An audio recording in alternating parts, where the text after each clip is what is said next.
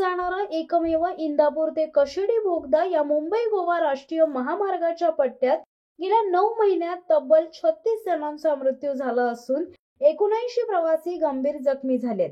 या महामार्गाचे चौपदरीकरण झाल्यानंतरही अपघातांची मालिका थांबलेली नाहीये। कोकणात जाणारा एकमेव प्रमुख मार्ग म्हणून ओळखला जाणाऱ्या या महामार्गाचे काम मागील 18 वर्षांपासून रखडले।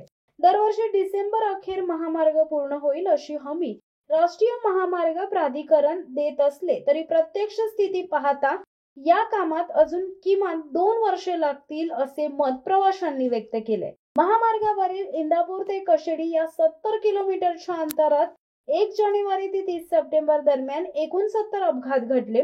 या अपघातांमध्ये 36 जण मृत्युमुखी पडले तर 28 प्रवाशांना मध्यम व 42 प्रवाशांना किरकोळ जखमा झाल्या।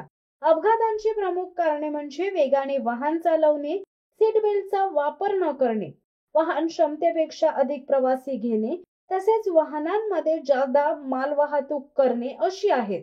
महामार्ग पोलीस मदत केंद्राचे उपनिरीक्षक रामचंद्र ढाकणे यांनी दिलेल्या माहितीनुसार या कालावधीत 6154 वाहन चालकांवर नियमभंगांच्या केसेस दाखल करण्यात आलेत।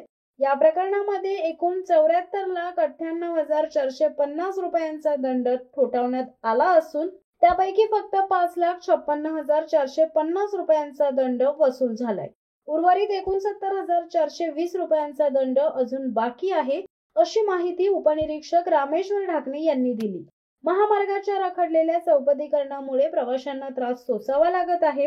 अरुंद रस्ते, अपुऱ्या सिग्नल व्यवस्था आणि वळणांवरील वेग मर्यादेचे उल्लंघन यामुळे अपघातांची संख्या वाढत आहे। दरवर्षी हजारो चाकरमानी मुंबई गोवा मार्गे प्रवास करतात, मात्र सुरक्षिततेचा प्रश्न आजही कायम आहे।